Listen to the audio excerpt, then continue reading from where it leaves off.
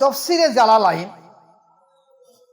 এটা লিখেছে Jalaluddin Suyuti রহমাতুল্লাহ আলাইহি। শুরু করেছে জালালউদ্দিন মহল্লি রহমাতুল্লাহ আলাইহি। উনি 14-15 পারা তফসির করেছে। উনি ইন্তেকাল করেছে 1459 সাল,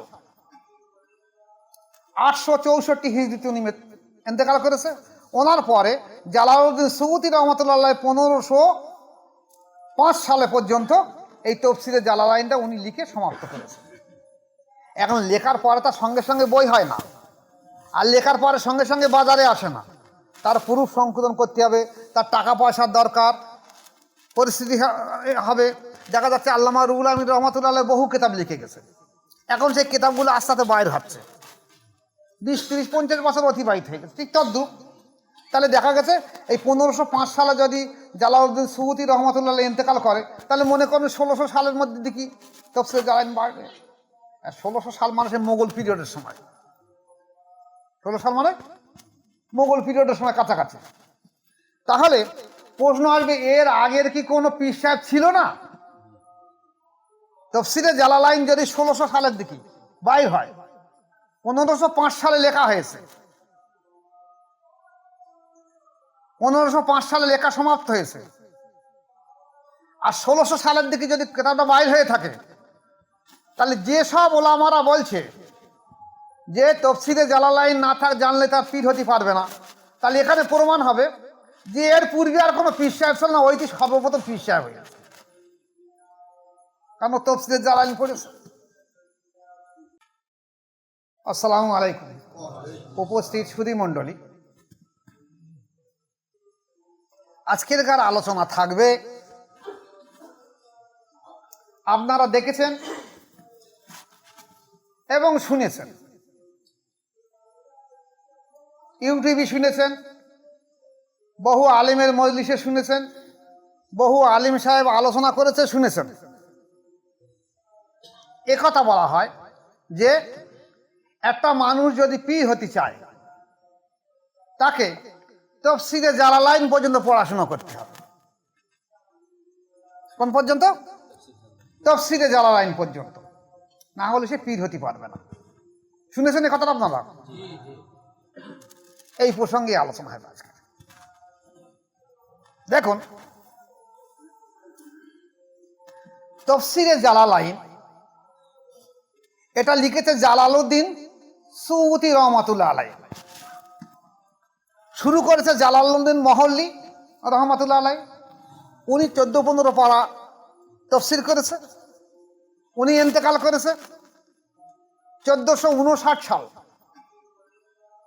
864 হিজরিতে উনি ইন্তেকাল করেছে। ওনার পরে জালালউদ্দিন সুয়ুতি রহমাতুল্লাহ আলাইহি 1505 সালে পর্যন্ত এই তফসিরে জালালাইনটা উনি লিখে সমাপ্ত করেছেন। এখন লেখার পরে তার সঙ্গে সঙ্গে বই হয় না, আর লেখার পরে সঙ্গে সঙ্গে বাজারে আসে না। তার প্রুফ সংশোধন করতে হবে, তার টাকা পয়সার দরকার, পরিস্থিতি হবে। দেখা যাচ্ছে আল্লামা রুহুল আমিন রহমাতুল্লাহ আলাইহি বহু কিতাব লিখে গেছে। এখন সেই কিতাবগুলো আস্তে আস্তে বাইর হচ্ছে, 20, 30, 50 বছর অতিবাহিত হয়ে গেছে। ঠিক তদ্রুপ তাহলে দেখা গেছে এই 1505 সালে যদি জালালউদ্দিন সুয়ুতি রহমাতুল্লাহ আলাইহি ইন্তেকাল করে, তাহলে মনে করেন 1600 সালের মধ্যে দেখি তফসিরে জালালাইন বাড়বে। 1600 সাল মানুষের মোগল পিরিয়ডের সময়, 1600 সাল মানে মোগল পিরিয়ডের সময় কাছাকাছি। তাহলে প্রশ্ন আসবে, এর আগের কি কোনো পীর সাহেব ছিল না? তফসিরে জালালাইন যদি 1600 সালের দিকে বাইর হয়, 1505 সালে লেখা হয়েছে, 1505 সালে লেখা সমাপ্ত হয়েছে, আর 1600 সালের দিকে যদি কিতাবটা বাইর হয়ে থাকে, তাহলে যেসব ওলামারা বলছে যে তফসিরে জালালাইন না থাক জানলে তার পীর হতে পারবে না, তাহলে এখানে প্রমাণ হবে যে এর পূর্বে আর কোনো পীর সাহেব ছিল না, ওইটি সর্বপ্রথম পীর সাহেব হয়ে গেছে, কারণ তফসিরে জালালাইন পড়েছে। আসো, এই তফসিরে জালালাইন পড়ানো হয় কওমি মাদ্রাসায়। প্রথম শুরু হয় দেওবন্দ দারুল উলুমের কওমি মাদ্রাসায়। এই দেওবন্দ দারুল উলুম মাদ্রাসা তৈরি হয় 1866 সালের 30শে মে। 1866 66-30 মে দেওবান দারুল উলুম মাদ্রাসার ভিত গাড়া হয় একটা ডালিম গাছের তলায়। এরপরে এই খারিজি মাদ্রাসা বাংলাদেশে আসে 1901 সালে চট্টগ্রামে, যেটা হাটহাজারি বলা হয়, সেখানে মাদ্রাসার ভিত হয় 1901 সালে। ওখানে কওমি মাদ্রাসা তৈরি হয়। তাহলে আমাদের দেশে হয়েছে 1866 সালে। তাহলে 1866 সালে মাদ্রাসার ভিত গাড়ার পর ভিত তখন হয় না, তখন ডালিম গাছের তলায় পড়ানো হয়। তারপর আস্তে আস্তে বড় হতে মাদ্রাসা বাড়ানো হয়েছে। তারপর সেখানে তফসিরে জালালাইন পড়ানো হয়েছে। তাহলে বিশ্বাস করতে এইটা হবে যে 1866 সালের আগে কোনো পীর সাহেবের জন্ম হয়নি, কারণ তারা তফসিরে জালালাইন পড়তে পারেনি। আর জালালউদ্দিন সুবুতি রহমতুল্লাহ যখন লিখেছে অর্ধেক লিখেছেন জালালউদ্দিন মহল্লি রহমতুল্লাহ আলাইহি। তাহলে জালালউদ্দিন মহল্লি রহমতুল্লাহ পীর হবার উপযুক্ত ব্যক্তি নয়। আর জালালউদ্দিন সুবুতি রহমতুল্লাহ অর্ধেক লিখেছে, তাহলে উনিও পীর হবার উপযুক্ত ব্যক্তি। উনি তো পুরোটা পড়তে পারেন, তো অর্ধেক লিখেছে। এই কথাটা কে বলেছে বেশি করে খেয়াল করেন। বেশি বলেছে কসদুল সাবিল। এই কিতাবটা লেখাছে আশরাফ আলী থানভী সাহেবের লেখা কিতাব। উনি পীরের বৈশিষ্ট্য, পীর হতে গেলে কি শর্ত লাগবে, এই কিতাবটা উনি সর্বপ্রথম লিখেছে। যে কামেল পীর হতে গেলে কি লাগবে, বলছে তফসিরে জালালাইন পর্যন্ত অবশ্যই পড়তে হবে। এই কিতাবটা হলো ইমদাদিয়া পুস্তক, বাংলাদেশ থেকে বাইরে। এখন ইতিপূর্বে আমাদের দেশে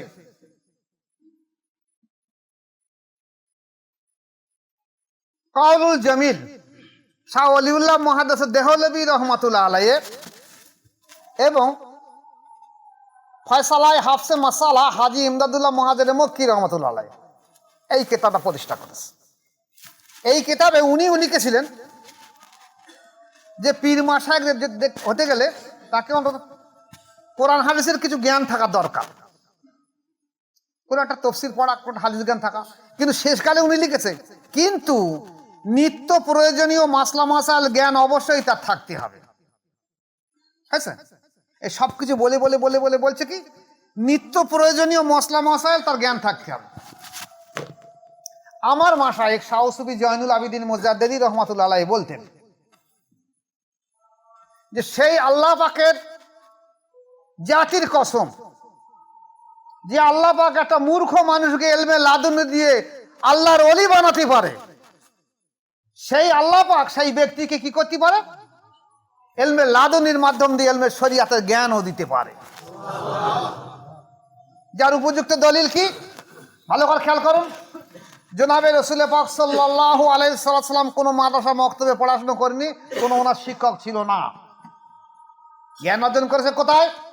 হেরা গুহায় 13 থেকে 15 বছর গিয়ে শুধু মোরাকাবা করে ধ্যান সাধনা করেছে। আল্লাহ সৃষ্টির মালিক কে?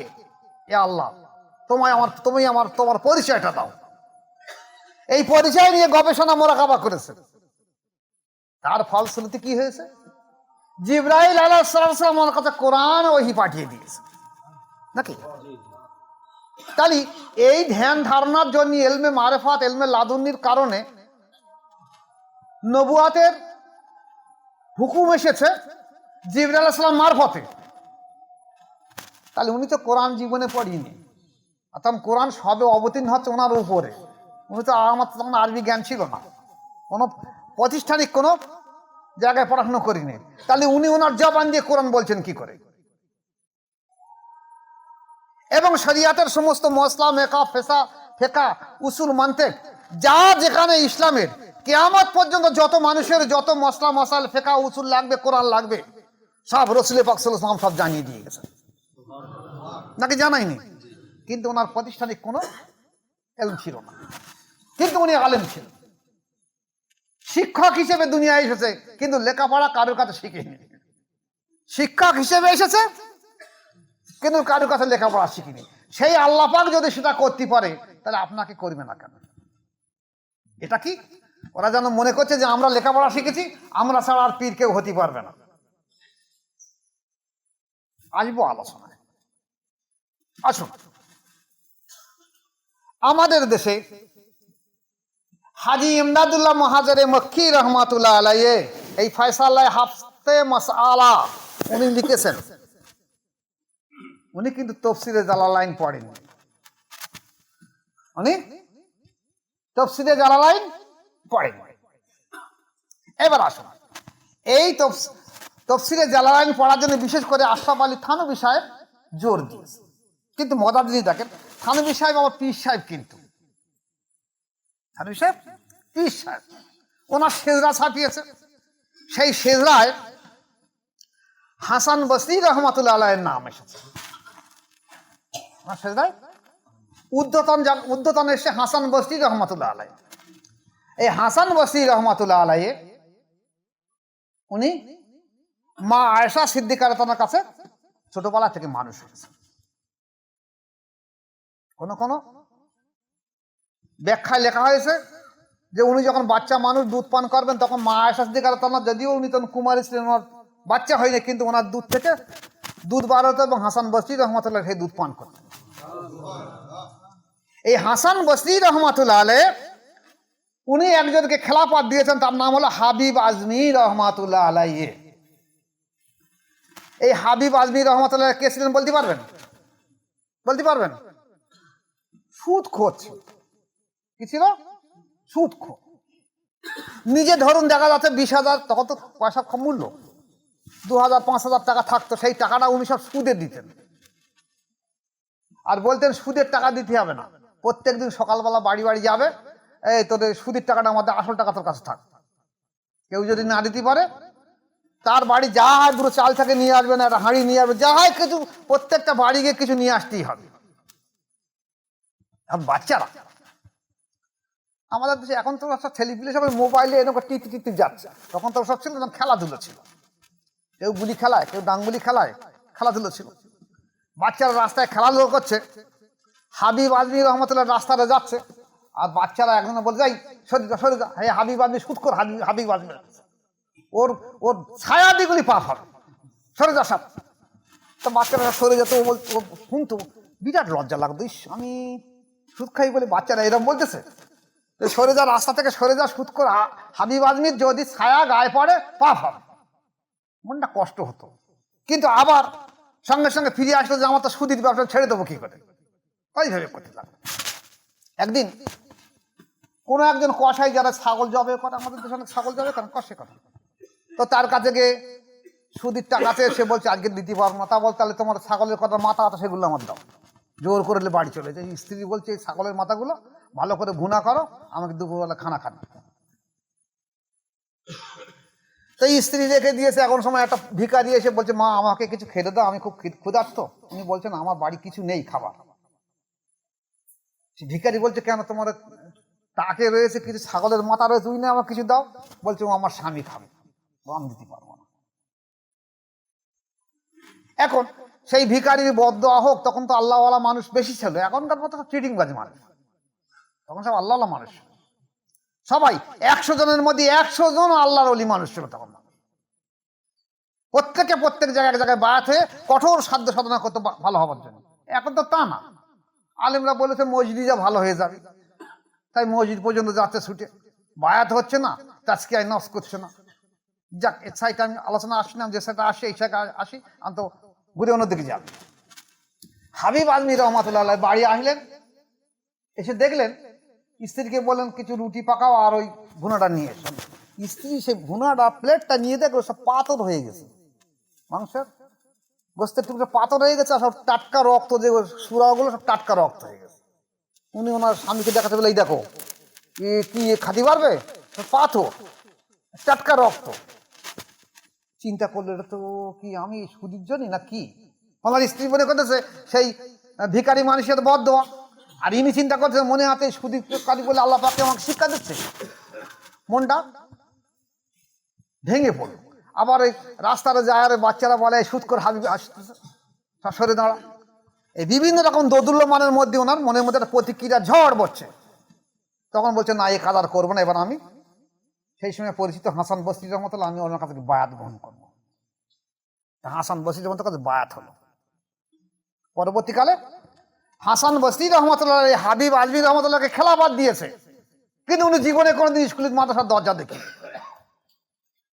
তাই যদি থানভী সাহেব বলে যে পীর হতে গেলে তফসিরে জালালাইন পড়তে হবে, তাহলে ওনাদের সেজাসেদ ওনার উদ্যতন পুরুষ হলো হাবিব আজমি রহমতুল্লাহ, তাহলে ওনার উদ্যতন পুরুষদের উনি সমালোচনা করছে, তোমার তো পীর হবার উপযুক্ত না। তাহলে ওনার যদি পীর হবার উপযুক্ত না হয়, তাহলে থানভী সাহেব পীর হবে কি করে? বুঝেছ আমার কথা? এই হাবিব আজমি রহমতুল্লাহ আলাই আল্লাহ পাক কেমন শিক্ষা দিয়ে দেখেন। হাবিব আজমি রহমতুল্লাহ তখন তো উনি লেখাপড়া জানে না, তার লেখাপড়া যায় না, তার সে সূরা ফাতিহা, কেরাত, মাখরাজ, এদগাম, এজহার এসব তো তার ঠিক হবে না। তা সে যতটুকু জানে সেইভাবে, যেমন আমাদের বাংলা অনেক সাধারণ মানুষ সূরা ফাতিহা পড়ে আলহামদুলিল্লাহ রাব্বিল আলামিন আর রহমান রহিম, সে তার অত বোঝে না। কিন্তু একটা কাজী সাহেব কি হাফেজ সাহেব কি মাওলানা সাহেব কি মুফতি সাহেব, সে আবার সহি করে তসবিদের সঙ্গে পড়ার চেষ্টা করবে, কিন্তু ওনার সাধারণ মানুষ বুঝবে না। হাবিব আজমি রহমতুল্লাহ আলাই মগরিবের সময় ওনার বাড়ির সামনে একটা খানকা আছে, উনি খানকা করেছে, তখন খেলাফত পীর সাহেব হয়েছে। এখন খানকায় উনি মগরিবের সময় কেউ নেই, একা সূরা নামাজ আল্লাহু আকবার তাকবীরের নামাজে সূরা ফাতিহা পড়ছেন। এখন ওনার মুর্শিদ হাসান বসরি রহমতুল্লাহ সেখান দিয়ে যাচ্ছে, মগরিবের সময় হয়ে গেছে। তা বলছে হাবিব আজমি বাড়িতে নামাজটা পড়েনি, গিয়ে দলিজিকে দিল, উনি কি রাত ঢুকেছে। তো উনি পেছনে দাঁড়িয়ে দাঁড়িয়ে সূরা ফাতিহা পড়ছে, সে একদম সহি পড়তে পারেন না। তা বলছি এর পেছনে নামাজ পড়লে নামাজ হবে? একটা দিয়া তাকাব্বুর এসে মনের মধ্যে, আমি ওর পীর সাহেব, আর মুরিদ নামাজ পড়াচ্ছে, সূরা ফাতিহা জানে না ভালো করে। তো উনি আলাদা জায়গায় বসে পিছনের দিকে দাঁড়িয়ে একলা নিজের নামাজ পড়ে এনে চলে গেছে। রাত্রে স্বপ্ন দেখছে আল্লাহ পাক হাসান বসরি রহমতুল্লাহকে বলছে, হাসান তুমি হাবিব আজমির পিতরে মগরিবের নামাজ পড়লে না কেন? আমি তো তোমার উপরে সন্তুষ্ট ছিলাম, তুমি যে আল্লাহর ওলি হয়েছে আমি মেনে নিয়েছি, এবং পৃথিবীর বুকে তোমার নাম জাহির করে দিয়েছি আমি আল্লাহ পাক, তোমাকে আমি ভালোবাসি বলে। কিন্তু হাবিব আজমি আমার একটা দোস্ত, সে ছিল আগে সুদখোর, তুমি তার পেছনে ইক্তেদা করলে না কেন? বলছে আল্লাহ পাক ওদের সূরা ফাতিহা সহি পড়তে পারে না। বলছে তুমি ওর জবানের দিকে তাকিয়েছো, আমি ওর অন্তরের দিকে তাকিয়েছি, তোমার আমি আজ থেকে অসন্তুষ্ট, যেহেতু তুমি হাবিব আজমির পেছনে নামাজ পড়িনি তাই। সকালবেলা উঠে ছুটি এসে হাবিব আজমির হাত দুটো ধরে বলছে, হাবিব যে হলো তোমার মুরিদ, তুমি আমার মাফ করে দাও, আমি কাল তোমার মগরিবের সময় তোমার এখানে নামাজ পড়েছিলাম, কিন্তু নামাজটা পড়তে পারিনি। উনি বলছে হুজুর দেখেন আপনি নাম করছেন কেন, আপনি আমার মুর্শিদ, যা করছেন করছেন, আমি কি কোনো কিছু মন্তব্য করেছি, কিছু বলেছি? বলছে না, তুমি আমার মাফ করে দাও, তো আল্লাহ আমাকে মাফ করে দেবে না। শেষকালে মুর্শিদ বারবার বলছে বলে বাঁচিয়ে বলছে, ঠিক আছে আমি হুজুর আমি আপনাকে মাফ করে দিলাম, কিন্তু আমি মাফ করার কথা না, আপনার মুর্শিদ, তা জান আল্লাহ যখন এই হুকুম হয়ে আমি আপনাকে মাফ করে দিলাম। তাহলে আসুন, হাসান বসরি রহমতুল্লাহ আলাই যিনি রাসূল পাক সাল্লাল্লাহু আলাইহি ওয়াসাল্লামের স্ত্রীকে দর্শন করেছে, তারপরে আল্লাহ তাআলাকে দর্শন করেছে, সাহাবাদের দেখেছে, তিনি একজন ব্যক্তিকে খেলাফত দিয়েছে হাবিব আজমি রহমতুল্লাহ, সেটা সুদ করছিল। তারা তো তফসিরে জালালাইন পড়লে, তারা পীর সাহেব হয়নি নাকি? আসুন, ফজাইল ইবনে আয়াজ ওই সেজদায় এসেছে। ফজাইল ইবনে আয়াজের মুর্শিদ ছিল খাজা ওয়াহিদ রহমতুল্লাহ আলাইহি। এই ফজাইল ইবনে আয়াজ রহমতুল্লাহ আলাইহি ছোটবেলায় কি করতো? ডাকাতি করত, ডাকাতির সর্দার, সারা জীবন ডাকাতি করে, গুন্ডাগিরি করে। তা যে ব্যক্তি ডাকাত হয়, গুন্ডাগিরি আসে, কি লেখাপড়া শেখে? ওই ক্যাটাগরির ব্যক্তি তো ডাকাত গুন্ডাগিরি করে, মোস্তানি করতে করতে, পড়াশোনা করোনা করতে করতে ডাকাতি গুন্ডাগিরি করে, সারা জীবন ডাকাতি করে শেষকালে ওয়াহিদ রহমতুল্লাহের কাছে বায়াত হয়ে আল্লাহ পাক ওনাকে ফজাইল ইবনে আয়াজকে আল্লাহর ওলি বানিয়ে দিয়েছে। কে? আল্লাহ পাক। উনি জীবনে তাফসীর জানলেন করেন। আসুন, উনি খেলাফত দিয়েছে ইব্রাহিম বিন আদহাম রহমতুল্লাহ আলাইহি। এই ইব্রাহিম বিন আদম ছিলেন বলখের শাসনকর্তা, বলখের শাসনকর্তা। ওনার জীবন ইতিহাসে এরকম এসছে, একদিনই ওনার একটা উট হারিয়ে গেছে, একটা উট হারিয়ে গেছে। উট হারিয়ে গেছে, কোথায় খুঁজবে? মানে বন জঙ্গলে খুঁজে যাবে, পাওয়া গেল। আবার আর একদিন দেখলো আর একজন উট হারিয়ে গেছে, সে ব্যক্তি ওই বাদশারই উঠ, সে বাদশার দোতলায় উঠে সে ঘুরে ঘুরে ঘুরতেছে। বাদশা বললো, কে উপরে চলাফেরা করছে কে? বলছে, হুজুর আমি। কি হয়েছে তোমার? বলছে, হুজুর উঠ হারিয়ে গেছে। তাহলে উঠ দোতলায় খুঁজেছে কি জানি? দোতলায় উঠ থাকে? তা বলছে, হুজুর পালঙ্কে শুয়ে কি আল্লাহকে পাওয়া যায়? গদির উপরে শুয়ে আল্লাহ পাওয়া যায়? গদির উপরে শুয়ে যদি আল্লাহ না পাওয়া যায় তাহলে উঠি ওখানে উঠ পাওয়া যাবে না। আর গদি যদি আল্লাহ পাওয়া যায় তো ওখানে উঠ পাওয়া যাবে। তা আল্লাহ যাকে হেফাজত করবে, হেদায়েত করবে, সামান্য ইশারায় সে ভালো হয়ে যাবে। ইব্রাহিম বিন আদম বলখের বাদশা, আমার চিন্তা ভাবনা তাই তো আমি বোধহয় ভুল করতেছি। সত্যি তো। তো গিয়ে ফজাইল ইবনে আয়াজের কাছে বায়াত গ্রহণ করেছে। পরবর্তীকালে তিনি একজন ওলি হয়ে গেছে, ইতিহাসে নাম এসেছে। তাজকিরাতুল আউলিয়ায় দেখবেন ফজাইল ইবনে আয়াজ বা ইব্রাহিম বিন আদমকে দেখবেন ইব্রাহিম বিন আদম আল্লাহর ওলি হয়ে গেছে, তার নাম রয়ে গেছে। ছিল কি? বলখের বাদশা, লেখাপড়া তো জানতো না, তাফসীরে জানলেন কিন্তু পড়িনি তিনি। এবার আসুন আরো একটা বড় দলিল দিচ্ছি।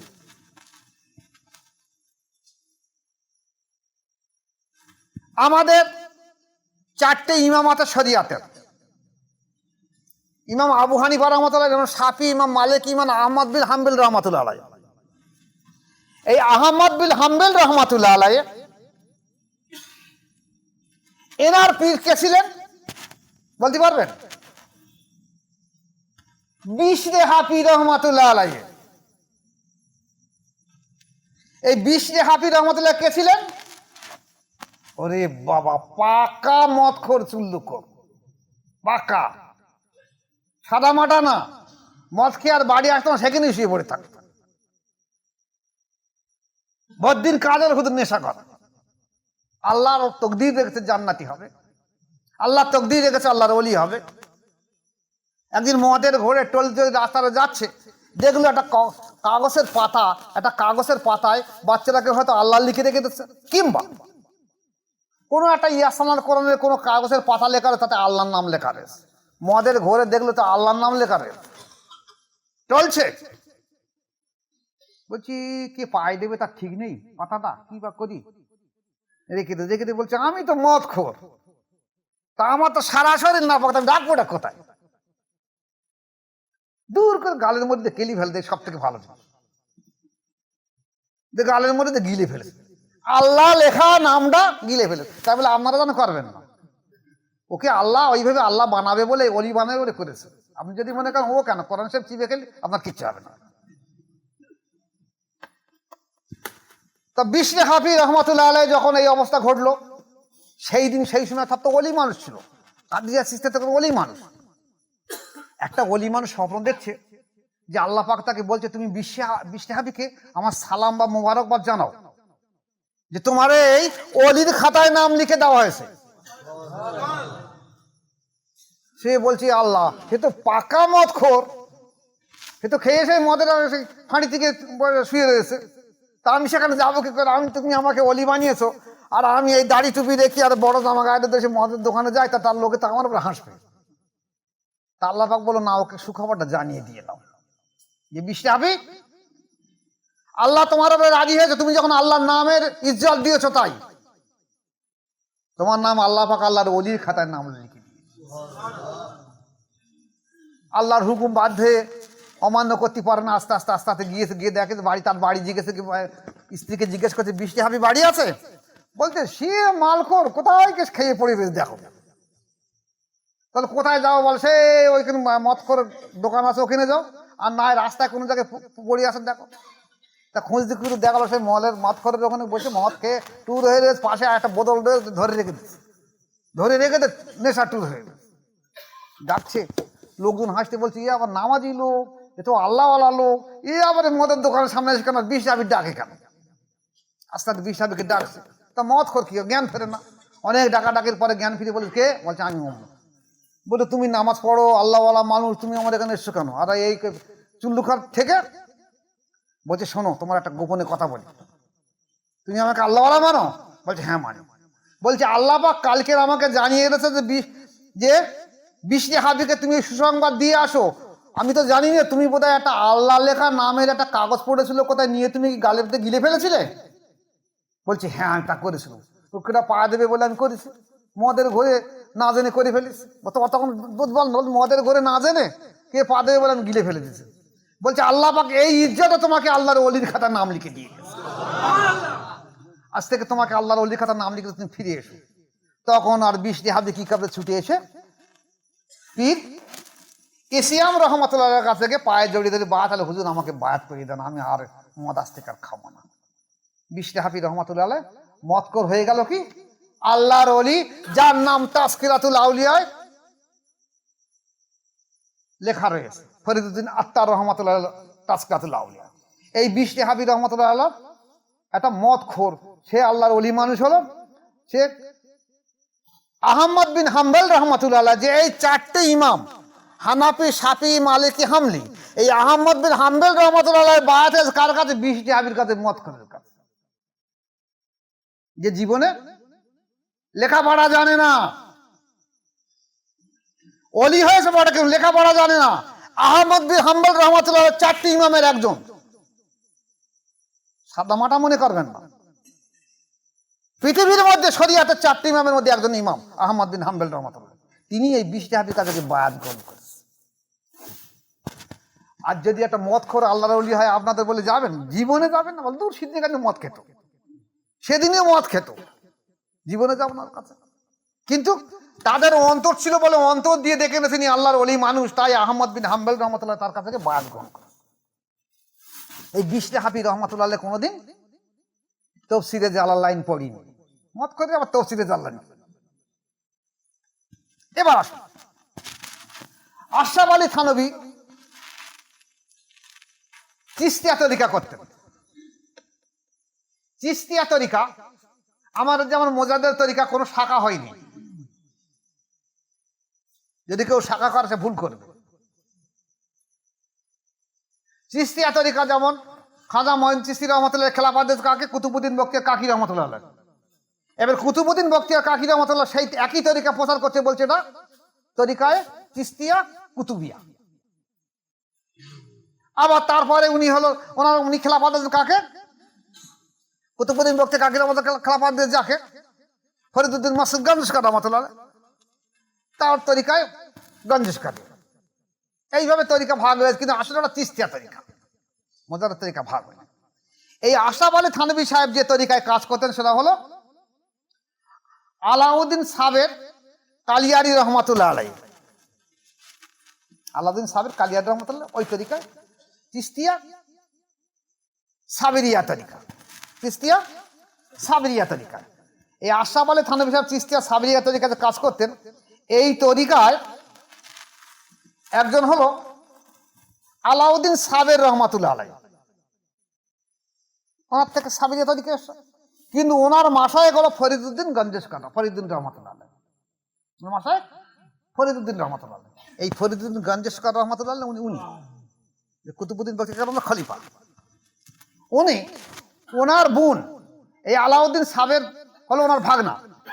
বোন ওই ছেলেটাকে নিয়ে দিয়েছে, ভাই তোর এই ভাগনাটাকে মানুষ কর, তুই তো পীর সাহেব, তোর একটু লেখাপড়া শেখা মানুষ কর। তা বলতে ঠিক আছে মানুষ করবো তো, তা তুই এক কাজ কর, তুই আমার এই খানকায় যে লঙ্গরখানায় যত মানুষ আছে খাওয়া দাওয়া করে, তোর দায়িত্ব দিচ্ছি এই লঙ্গরখানায় মানুষদের খাওয়া দাওয়া দিবি, আর এই বায়াত করে দিচ্ছি আল্লাহ আল্লাহ যে এটা তসবিরা করে। তাই করে।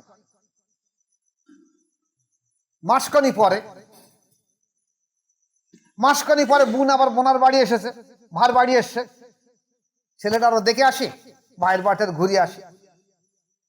এসে দেখে ছেলে এত কুটে ডিগে চেয়ারে এসে হাঁটার ক্ষমতা নেই, ছেলে উঠে দাঁড়াতে পারে না। তা বলছি কি ব্যাপার, তোকে খাওয়া দেয় না কি? ছেলেটা দেখে মা কাঁদতেছে। ভাইয়ের কাছে গিয়ে বলছে হ্যাঁ ভাই তুই খাওয়া টাওয়া দিস না আমার ছেলেটাকে? বলছে ওর তো লঙ্গরখানার দায়িত্ব দিছি, ডাক দেখ।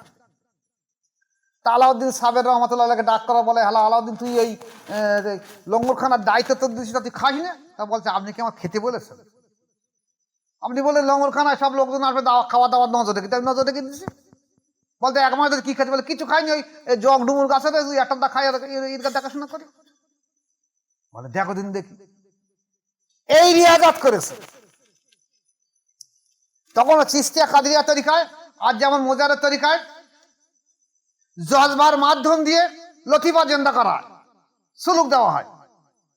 চিশতিয়া আর কাদরিয়া তরিকায় সুলুকির মাধ্যম দিয়ে জজবায় আসে। তাই এই সুলুকির অবস্থা দেখে ফরিদুদ্দিন মসজিদগঞ্জ রহমাতুল্লাহ ওনাকে খেলাফত দিয়ে দেয়, যা তোর দায়িত্ব দিয়ে যা। তো দেখা গেছে ফরিদুদ্দিন রহমাতুল্লাহ আলাই বা আলাউদ্দিন সাবের কালিয়ারি রহমাতুল্লাহ আলাই দুজনা কেউ মাদ্রাসায় তফসিরে জালালাইন পড়িনি। এটা কিন্তু আশরাফ আলী থানভী সাহেবের ওই শেষ রায় নামরের ওই চিশতিয়া সাবেদিয়া তরিকার মধ্যে। তাহলে এনাদের উদ্যতন পুরুষ যদি তফসিরে জালালাইন না পড়ে, তাহলে তুমি বলতে তফসিরে জালালাইন না পড়লে পীর সাহেব হবে না, তাহলে তোমার উদ্যতন পুরুষ দাদা কি তার দাদা কি তার দাদা, তাহলে তারা পীর সাহেব না। তাহলে তারা যদি পীর সাহেব না, তাহলে তোমরাই ভণ্ডামো করেছো। তুমি যদি তাদেরকে বলার ভণ্ড, তাহলে তোমরাই তো আসলে ভণ্ড। আমি ভণ্ড বলতে রাজি নাই, বলছি রাজি নাই, কিন্তু তুমি তোমার উদ্যতনকে বলছো কেন যারা পীর সাহেব উপযুক্ত নয়? এবার আসুন, আশরাফ আলী থানভী সাহেব যাকে পীর মনে করে, তিনি হলেন হাজী ইমদাদুল্লাহ মুহাজিরে মক্কি রহমাতুল্লাহ। উনি কিন্তু তফসিরে জালালাইন পড়েন। উনি তখন কেউ কেউ বলছে উনি কাফিয়া পর্যন্ত পড়েছেন, কিন্তু কাফিয়া পড়ানো হয় কওমি মাদ্রাসায়। কোন মাদ্রাসায়? কওমি মাদ্রাসায়, নাকি? তা তখন কওমি মাদ্রাসার জন্ম হয়নি, তা কাফিয়া পড়াচ্ছে কোথায়? তারপরে তো দেওবন্দ দারুল উলুম ভিড় কাটলো।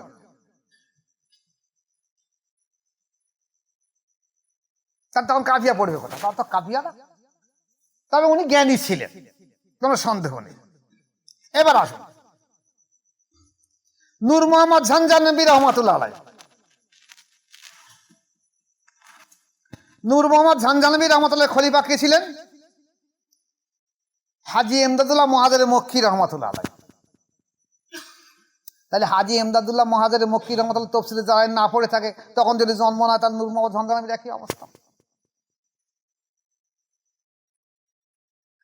আবার আসুন, আশরাফ আলী থানভী সাহেব সৈয়দ আহমদ বেরেলভীকে পীর বলে মানেন, উনি পীর সাহেব।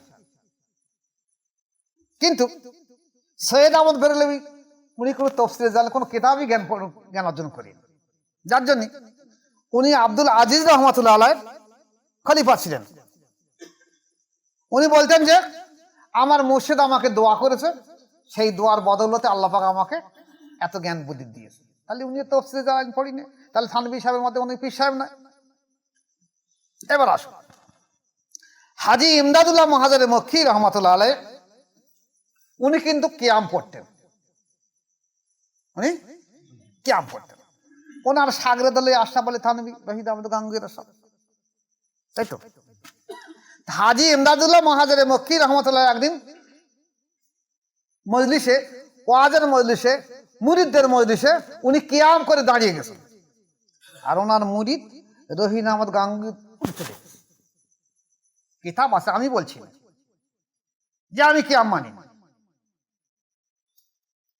কে বড়, মুর্শিদ বলো না মুরিদ বড়? মুর্শিদ ঠিক করে না মুরিদ ঠিক করে?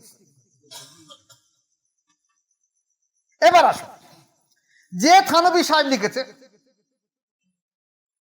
আশরাফ আলী থানভী সাহেব লিখেছে যে পীর হতে গেলে তফসিরে জালালাইন পর্যন্ত জ্ঞান অর্জন করতে হবে, কিন্তু আল্লাহ পাকের নিয়তি, আল্লাহ পাক পরিষ্কার বলেছে, আল্লাহ রসুলও বলেছে, তুমি যদি মানুষকে ঘৃণা করো, তাহলে ঘৃণা অবস্থা তোমার জীবনে হবে। তুমি যেমন করবে তেমন না হওয়া পর্যন্ত তুমি মরবে না। এই আশরাফ আলী থানভী সাহেব আবার 8 জনের খেলাফত দিয়ে গেছে, 8 জনকে। উনি কিন্তু তফসিরে জালালাইন পড়েছে, সেই জন্য কথা বলেছে। উনি 8 জনকে খেলাফত দিয়েছে। আল্লাহ পাকের এমন কুদরত, এই 8 জন কেউ তফসিরে জালালাইন পড়ি। তাহলে তুমি মূর্খকে খেলাফত দিয়ে গেলে কেন? তোমার ইলম ছিল তাই? এবার আসুন তফসিরে জালালাইন সম্পর্কে আমি বলি। আল্লাহ পাক যাকে ইলমে লাদুন্নি দেবে, সে আল্লাহ পাক তাকে জ্ঞান বুদ্ধি দেবে। সে জ্ঞান বুদ্ধিটা এমন, একটা মুরিদ যখন মাশায়েখের দরবারে যায় তখন মাশায়েখ যদি নামাজি হয় তা মুরিদ নামাজি হবে, মাশায়েখ যদি অজু করে মুরিদ অজু করবে, আর মাশায়েখ যদি হারমোনি বাজাতে মুরিদ হারমোনি বাজাবে। এই তো সমাজে ঘটছে। যারা সামা গায় তার মুরিদরা সামা গায়, যারা গান করে তার মুরিদরাও গান গায়, যে গাঁজা খায় পীর সাহেব তার মুরিদরাও গাঁজা খায়, আর যে মাশায়েখ নামাজ কালাম পড়ে তার মুরিদরাও নামাজ কালাম পড়বে। তাহলে সে যদি তার মুর্শিদের দিকে ফলো করে, লক্ষ্য করে, তাহলে মুর্শিদ যদি দীর্ঘদিন সোবরে থাকে, মুর্শিদ কিভাবে অজু করছে, কিভাবে নামাজ পড়ছে দেখবে। এখন অজুর মধ্যে এই কটা ফরজ আছে, কয়টা ফরজ আসতো? 3টে 4টে ফরজ আসতো। তা সে ফরজ সাথে জানলো না 4টে ফরজ, কিন্তু মুর্শিদ যেরকম অজু করছে হুবহু সেই অজু যদি করে থাকে তাহলে 4টে ফরজ তো সব তার মধ্যে ঢুকে যাচ্ছে, নাকি ঢুকছে না? আমার কথা ভালো করে খেয়াল করবে। নামাজের মধ্যে যে ফরজ আছে যদি সে মুর্শিদকে হুবহু অনুসরণ করে, তাহলে মুর্শিদ যেভাবে নামাজ পড়ে, যদি মুর্শিদের পেছনে নামাজ পড়ে, তাহলে যদি ইমামের পেছনে নামাজ পড়ে, তাহলে ইমামের ইক্তেদা করতে ইক্তেদা তো বেহাজার ইমাম, তাহলে তার দায়িত্ব হলো ইমামের, ইমাম যেভাবে করছে ইমামের নামাজ কবুল হলে নামাজ কবুল হবে, ইমামের নামাজ কবুল না হলে নামাজ কবুল হবে না। তাহলে ইমাম যদি আল্লাহর ওলি হয়ে থাকে, তাই এ যদি নামাজের মধ্যে 13টা ফরজ আছে যদি নাও জানে, তো ওই ইমামের পেছনে দাঁড়িয়েছে বলে ইমামের নামাজ কবুল হলে নামাজ কবুল হয়ে যাবে, নাকি সত্যি মিশে কথা? এবার আসো, তাহলে এই সোহবতের মাধ্যমে তার জ্ঞান হবে। এরপরে আসো, আজকের আমরা ভালো করে খেয়াল করি, আমরা স্কুল লাইফের দিকে তাকাই। একটা ক্লাস 10-এ যদি দেখা যায় একটা স্কুলে 100 জন ছেলে থাকে, কি মাদ্রাসায় যদি 100 জন ছেলে থাকে মাধ্যমিকে, তার মধ্যে একটা ফার্স্ট হবে, একটা সেকেন্ড হবে, একটা থার্ড হবে, একটা ফোর্থ হবে, আর শেষের দিকে কিছু ছেলে ফেল করবে। এখন যখন পাস ফেল উঠে গেছে, তাহলে সব পাস, সব পাস। তা সে মাধ্যমিক পাস করে বলে সে কি মাধ্যমিকের ছেলে পড়াবে নাকি? সেই নিচের দিকে যারা তারা 8 ছেলেকে পড়াতে পারবে তো? তা তো পারবে না। বিএ পাস করেছে কি এমএ পাস করেছে, তার যদি যোগ্যতা সম্পন্ন না থাকে তাহলে সে কিন্তু বিএ এমএ ছেলেকে পড়াতে পারবে না। কিন্তু সে যে এই উপযুক্ত বিএ পাস করে তার সার্টিফিকেট আছে, এরা তো কেউ অস্বীকার করতে পারবে না। যদি বিএ পড়েছে, আজকে গভর্নমেন্ট বলছে উচ্চ মাধ্যমিক পর্যন্ত পাস ফেল আর থাকবে না, তো যে যাবে সে পাস করবে, খাতায় শুধু হাজিরি থাকলে ওর নামটা করেছে তো গভর্নমেন্ট করেছে, তাহলে সে উচ্চ মাধ্যমিক পাস। কিন্তু সে কিন্তু যদি শুধু যায় আর বাড়ি আসে যদি না পড়ে, সে কিন্তু 7-8 ছেলেকে পড়াতে পারবে না, কিন্তু তার সার্টিফিকেট আছে উচ্চ মাধ্যমিক, কোনো সন্দেহ নেই। একটা মুরিদ যদি সাধারণ মানুষ, আম মানুষ যদি মাশায়েখের কাছে আসে নফসের তাজকিয়া করার জন্য, সে তার এখানে কেরাত শিখতে আসেনি, কোরআন শিখতে আসেনি, হাদিস শিখতে আসেনি, ফিকহ উসুল মানতে এসেছে কিভাবে আল্লাহ ওয়ালা হব, আল্লাহ মুখী হব, আমার নফসের চরিত্র কিভাবে সংশোধন হবে, কিভাবে আমার অন্তর আল্লাহ জিকির করবে, আমি এই উদ্দেশ্যে নিয়ে মাশায়েখের কাছে এসেছি। যদি তা কোরআন হাদিস সহি করে পড়ার দরকার থাকে, তফসিরে জালালাইন থেকে কোনো তফসির পড়ার দরকার থাকে, কোনো হাদিসে পড়ার দরকার থাকে, ফিকহ উসুল মানতে পড়ার থাকে, সে মাদ্রাসায় ভর্তি হোক। আল্লাহর ওলির কাছে এসে নফসের তাজকিয়া করার জন্য, অন্তর জিকির জারি করার জন্য। এরা এই কথা বলার ফলে দেখা গেছে যে একটা সাধারণ মানুষ দেখছে আমি তো পীর সাহেবের কাছে যাবো, তা পীর সাহেব আমার একদিন খেলাফত দিতেই পারে। তো এই যে বড় বড় আলিমরা বলেছে পীর হতে পারবে না, তাহলে আমি তার পীর হতে পারবো না। তা পীর যখন হতে না পারবো তাহলে পীর সাহেবের কাছে কি লাভ আমার? প্রত্যেক আমার বাড়ি থাকা ভালো, চুপ করে নামাজ পড়া ভালো। ওই মুসলিমরা মৌল সাহেবরা বলে যে নামাজ পড়তে ভালো সব হয়ে যাবে, তাহলে আমার পীরের কাছে যাবো না, আমি যখন পীর হতে পারবো না তাহলে যাবো না। একদম ভুল কথা। সাহাবায়ে কেরাম রাদিয়াল্লাহু তাআলা আনহুগণ অধিকাংশ মাদ্রাসা দেখিনি, তখন মাদ্রাসা চালু হয়নি, আসাবে সুপায়দার শিক্ষা স্থায়ী। এই কথা বলে সমাজকে বিভ্রান্ত করে দেওয়া হয়েছে। হ্যাঁ, যদি বলেন খেলাফত পালি সবাই পীর সাহেবগিরি করবে কেন, সবাই পীর মুরিদি করবে কেন? আপনি গেছেন আপনার মুর্শিদের কাছে নফসের তাজকিয়া করার জন্য, এইবার আপনার মাশায়েখ দেখলো যে এই ব্যক্তিটা নফসের তাজকিয়া হয়েছে, ইসলাহে ঠিক আছে, একে দায়িত্ব খেলাফত দিয়ে দিচ্ছে, যে তোমার নফসে মুতমাইন্না হয়েছে এই অনুমতিটা দিচ্ছি, তবে তুমি মৃত্যুর আগ পর্যন্ত এর উপর টিকে থাকবে। আর তুমি যদি বলো আমি পীর মুড়িতে করবো যাই কিছু খাবার জন্য, ধান্দাবাজি করে, তুমি গাড্ডায় পড়ে যাবে। যদি কেউ ওই 80 থেকে 90 নম্বর ছেলের থাকে, রোল নাম্বার থাকে, আর সে যদি বলে আমি 8, 9 ছেলেকে পড়াবো, ভালো ছেলের পাল্লায় পড়লে সোজা করে দেবে। তেমনি শিক্ষিত মানুষের পাল্লায় পড়লে পিসাব সোজা হয়ে যাবে। তা তুমি খেলাফত পেয়েছো, নফসে মুতমাইন্না পেয়েছো আল্লাহর ওলির কাছ থেকে। এই নফসে মুতমাইন্নাকে তুমি ধরে রেখে দাও, মৃত্যুর আগ পর্যন্ত চেষ্টা করো যেন নফসে মুতমাইন্না থেকে আমার ভিতরে কোনো খারাপ আর ঢুকে নফসে আম্মারা বা নফসে লওয়ামায় না আনে। আমি এইটা সাধ্য সাধনা করো মৃত্যু পর্যন্ত। এই দায়িত্ব আমার মুর্শিদ আমাকে দিয়েছে। তুমি এইভাবে দাঁড়িয়ে থাকবে, তুমি আর পা স্লিপ খেও না যেন নফসে মুতমাইন্না থেকে নফসে আম্মারা এনে হাজির করো না তোমাকে। আর যদি কারো ব্যক্তি যোগ্যতা সম্পন্ন ব্যক্তি থাকে, সে বায়াত করে। সবার বায়াত করতে হবে কে বলে? সবাই যদি বায়াত করায়, আপনি ভালো করে খেয়াল করে দেখে না,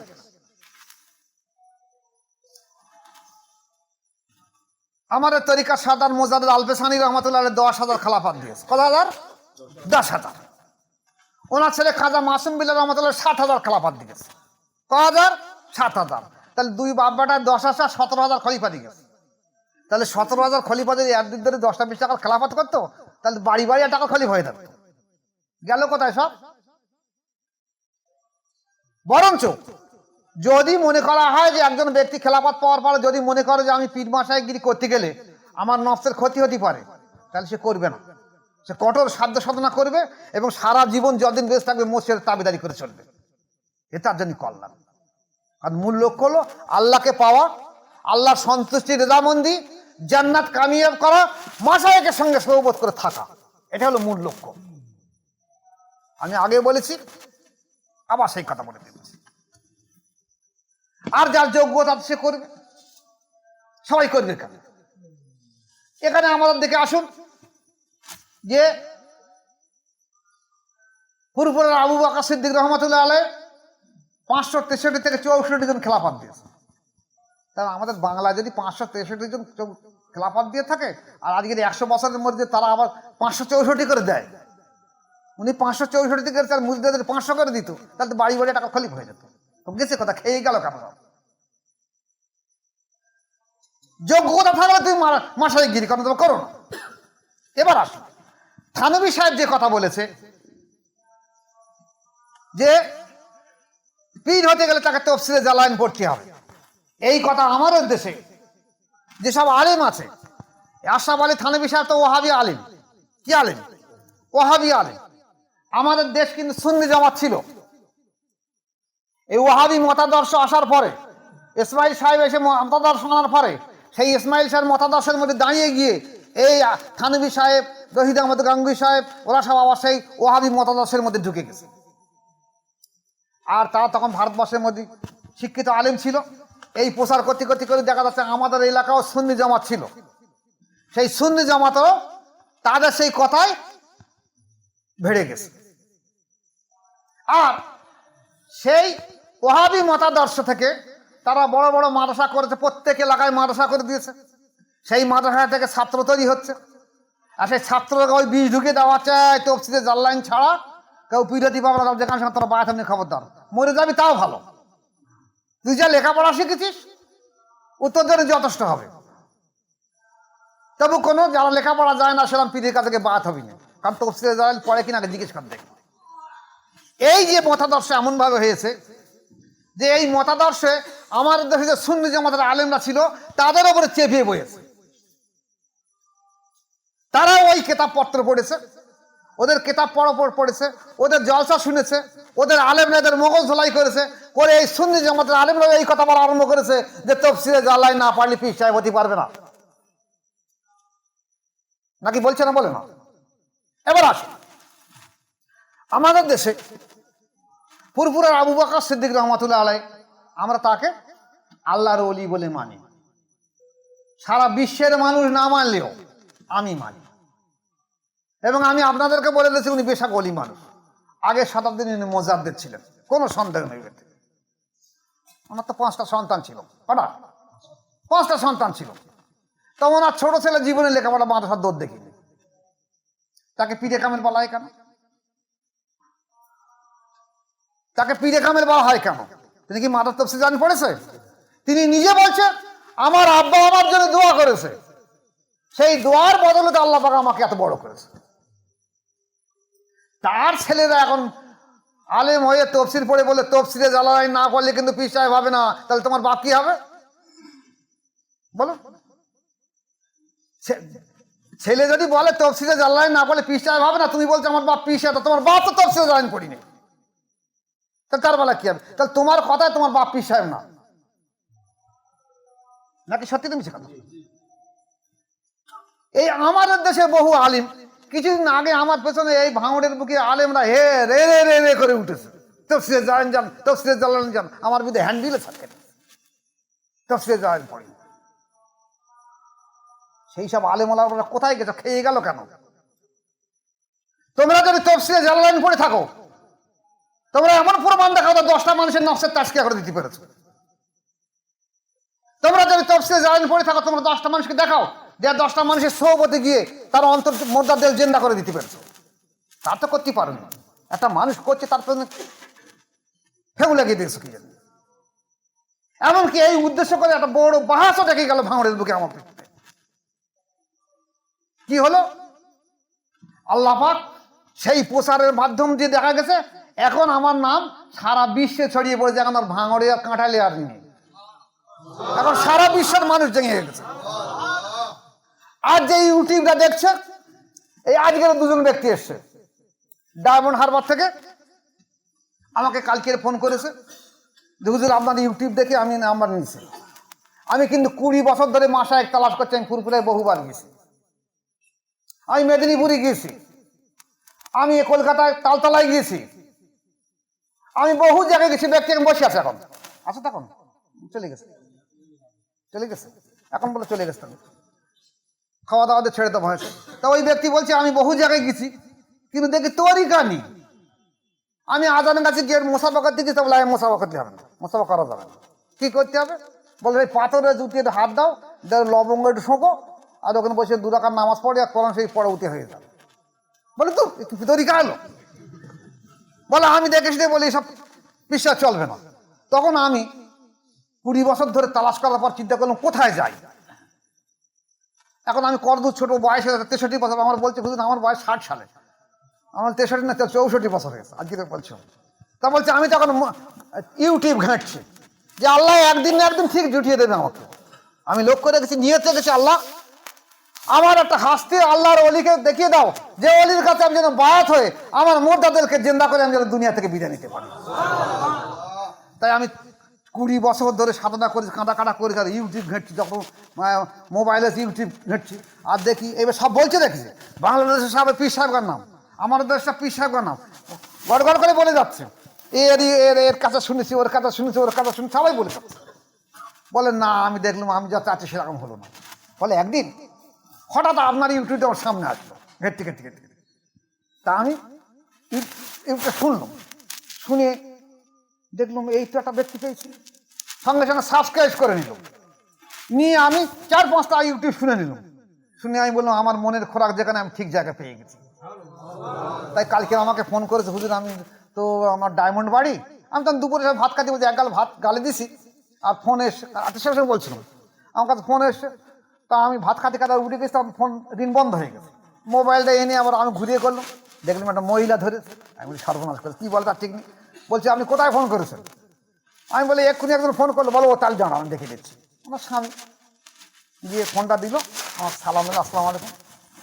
বলছে হুজুর আপনার ইউটিউব থেকে নাম্বার নিয়েছি। তা আমি কোথা থেকে যাবো বলুন?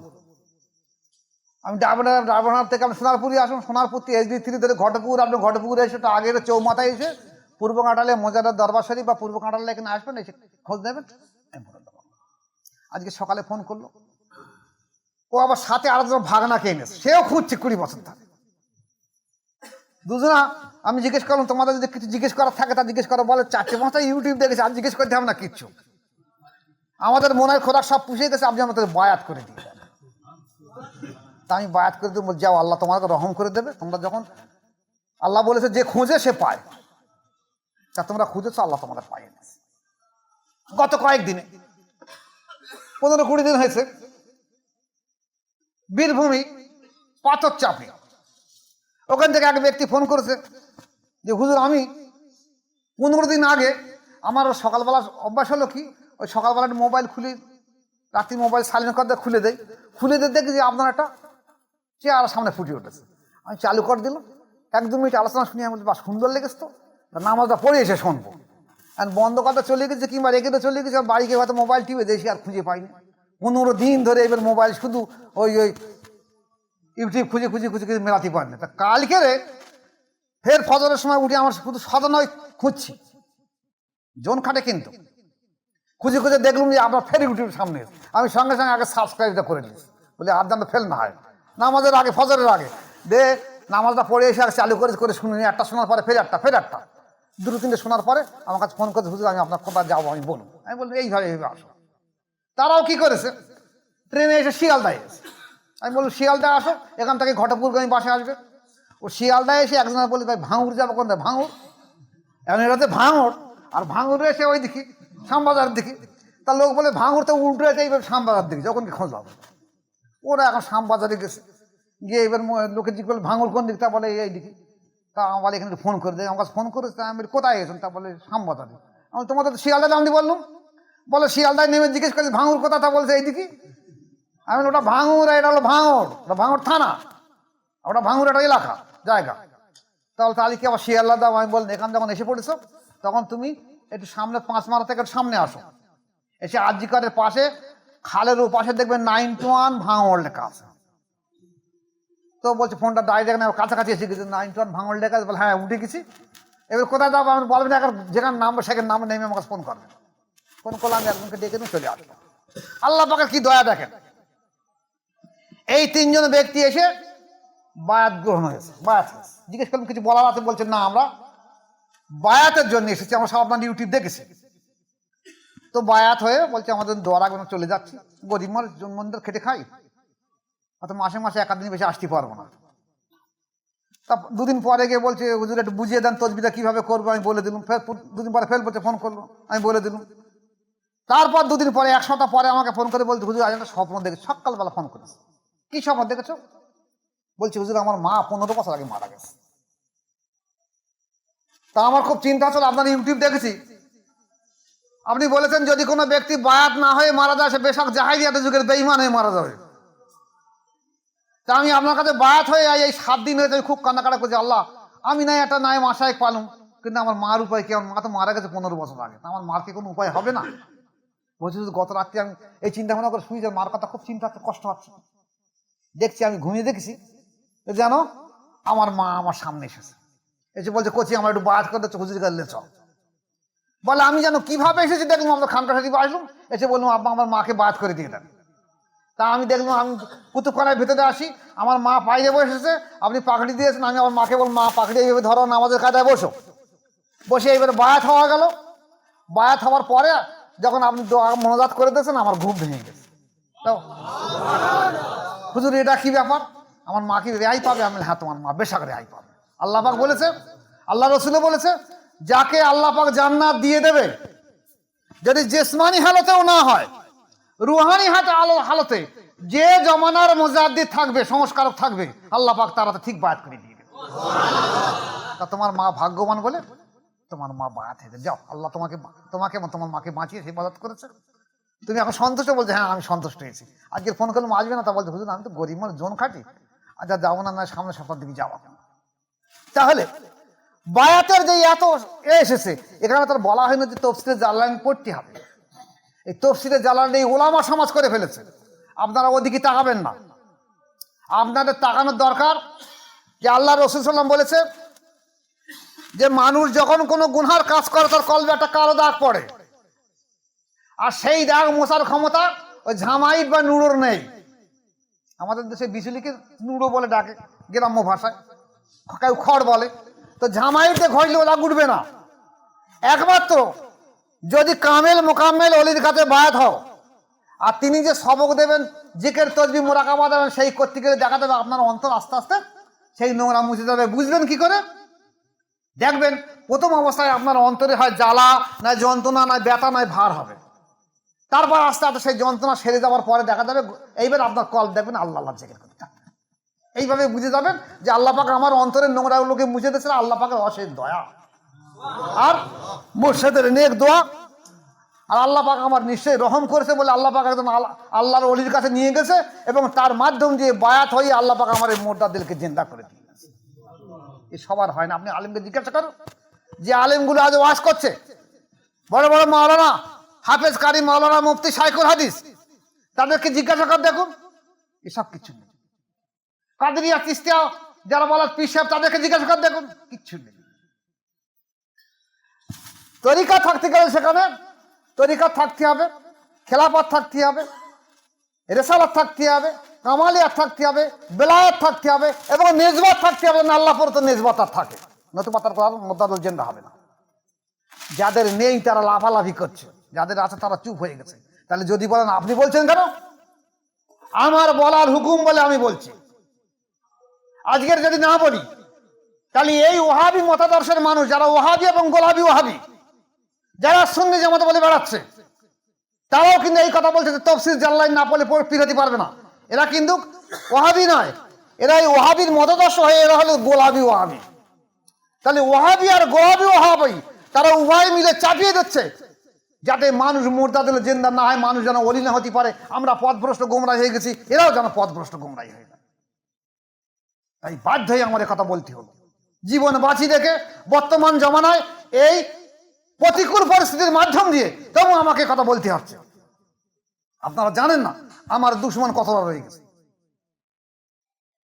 যার জন্য আমি গতদিন বলছিলাম না, সেটা নাই বলা ভালো। তাহলে দেখা গেছে বায়াতের জন্য, মুর্শিদের জন্য তফসিরে জালালাইনি শর্ত নয়। মুর্শিদের জন্য নফসের তাজকিয়া থাকা দরকার। এইবার তিনি শরিয়াত মোতাবেক চলছে কিনা, প্যাঁপো করে হারমোনি বাজাচ্ছে, গান বলছে, শামা বলছে, আর মাজা লেগে পড়ে আছে, চুল্লু খাচ্ছে, গাঁজা খাচ্ছে, বলছে আমি পীর সাহেব, ও চলবে না। এখানে মোজাদের তরিকা জিন্দা হয়েছে। এটা কাদেরিয়া চিশতিয়া তরিকা নয়, শামা নয়। এই চিশতিয়া সাবিরিয়া তরিকা শামা রয়েছে, এই আশরাফ আলী থানভী যে তরিকা করছে তরিকা শামা রয়েছে। আমাদের মোজাদ্দেদ আল-বেসানি রহমাতুল্লাহ শামা তো শামা। আমার মজলিসে যেন কোনো গজল বন্ধ না আসে। এ আল্লাহ পরে তো রহমতের জায়গা, এখানে সব চলবে না। তার তরিকা যখন মোজাদ্দেদ জিন্দা হয়েছে, ইনশাআল্লাহ কিয়ামত পর্যন্ত এই মোজাদ্দেদ তরিকা জিন্দা থাকবে। মোজাদ্দেদ আল-বেসানি রহমাতুল্লাহ বলছে আমার এই নিসবত কিয়ামত পর্যন্ত টিকে থাকবে, এবং ইমাম মেহেদী আলাইহিস সালাম এই মোজাদ্দেদ তরিকার মধ্যে আসবে। এবং দেখা গেছে উনি বলেছেন যে আমার এই তরিকার যত মুরিদ থাকবে কিয়ামত পর্যন্ত, আমার যত মাশায়েখ, যারা সত্যিকারের মাশায়েখ, তাদের প্রত্যেকটা মুরিদকে আমি চিনি, এবং তাদেরকে না নিয়ে আমি আল্লাহ পাকের কসম করে বলছি আমি জান্নাতে হাজির হব।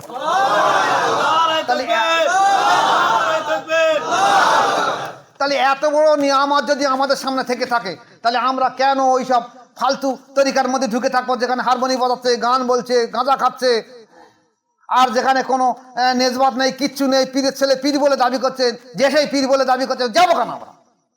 আমরা দেখবো বায়াত হয়ে তুমি যদি আমার মুর্দা দিলকে জিন্দা করে দিতে পারো, আমি তোমাকে 40 দিন না 6 মাস সময় দেবো, তাহলে তোমাকে মাশায়েখ বা পীর বলে মানবো। তোমার মানবো না, তোমাকে তুমি কিতাবে পীর হতে পারো, কিন্তু যোগ্যতা সম্পন্ন পীর তুমি নাও।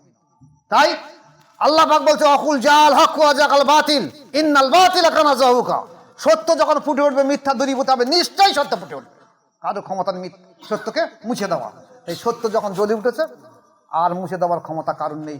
যত মিয়াই বলুক না, যত ওহাবি বলুক আর যত গোলাবি ওহাবি বলুক, সত্য মুছতে পারবে না। আমি না থাকবো, আমার প্রজন্ম, আমার সন্তান, আমার নাতিপোতারা থাকবে। হয়তো আপনাদের মধ্যে অনেক আল্লাহ ওলি মানুষ থাকবে যারা খেলাফত পেয়ে যাবে, যদি তারা উপযুক্ত হও, যদি যোগ্যতা থাকো, নিজের দৃঢ় বিশ্বাস থাকে যে আমার ইমান আমার নষ্ট করতে পারবো না, আমি আমার জজবা ঠিক রাখতে পারবো, আমি আমার তাজকিয়া ঠিক রেখে যদি আমি বায়াত করতে পারি, করাবো না, তো বায়াত করাবেন না। আমি একজনের খেলাফত দিচ্ছি, তারে বলেছি এখন বায়াত করিও না, অন্তত 14টা বছর দেরি করো, আল্লাহ পাক তরফ থেকে তোমাকে পূর্ণতা মকাম দিলে তারপর তুমি করবে। সে বলছে আমার এখন করে খাবার সময় হয়েছে, আর হুজুর এখন বাধা দিচ্ছে, এখন আমি করে খাবো। তাহলে তা সে বগলে ইট রেখে দিয়ে এখানে খেলা বাঁধলে করে খাবে, যখন তখন ধ্বংস হয়ে যাবে, জাহান নামে যাবে। আমি বলে যাচ্ছি ইউটিউবের মাধ্যম দিয়ে, আমার খেয়াল রেখে রেখে দেবে। আমি থাকি না থাকি আপনারা থাকবেন তো, মৃত্যুর সময় দেখে নেবেন। বাঁদর যেরকম নাচেন ওখানে নাচতে নাচতে মরতে হবে, এত সহজ না। আপনি নফসে, এটা মজারের তরিকা, খাস রসুল পাক সাল্লাল্লাহু আলাইহি ওয়াসাল্লামের নিসবতের তরিকা, আবু বকর সিদ্দিক এবং আলী রাদিয়াল্লাহু আনহুর নিসবতের তরিকা, সেই তরিকায় এসে বাঁদরে মুছে যাবে, এত সহজ না। আল্লাহ এমনি তোমার কাছ থেকে সরে চলে যাবে, নিসবত সব মুছে যাবে, তোমাকে আস্তে আস্তে ধ্বংস করে দেবে, তোমাকে আস্তে আস্তে নফসে আম্মারার ভিতরে আস্তে আস্তে এনে সূক্ষ্ম গুনাহ করতে করতে করতে তোমার ধ্বংস করে দিয়ে দেবে। অনেকে খেলাফত পেয়ে দেখা যাচ্ছে নফসের ইসলাম নেই, ওরে বাপরে বাপ, এখানে একটা লাভ মারে ওখানে একটা লাভ মারে, মানুষের কাছে গেলে গিবত কুৎসা গায়, সব ধ্বংস হয়ে যায়। সময়ের অপেক্ষা শুধু, দেখে যাবে। আল্লাহ পাক আমাদের প্রত্যেক ভাইকে এর উপরে আমল করা এবং টিকে থাকার তৌফিক দেয়। আলাইন ইল্লাল বালাগ। আসসালামু আলাইকুম ওয়া রাহমাতুল্লাহি ওয়া বারাকাতুহু।